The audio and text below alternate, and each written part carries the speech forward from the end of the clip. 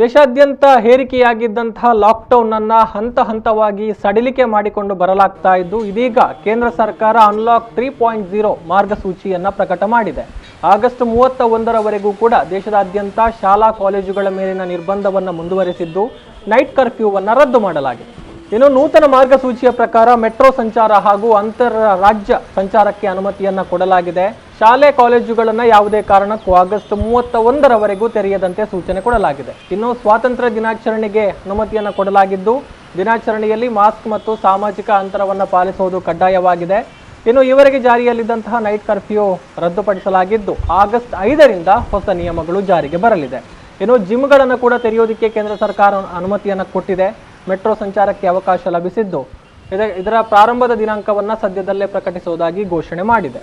Corona ಸೋಂಕು ಹರಡುವಿಕೆ ಹಿನ್ನೆಲೆಯಲ್ಲಿ ಹೇರಿಕೆಯಾಗಿದ್ದಂತಹ ಅಂತಾರಾಜ್ಯ ಸಂಚಾರದ ನಿರ್ಬಂಧ ಕೂಡ ಈ ಮೂಲಕ ತೆರವುಗೊಳ್ತಾ ಇದೆ.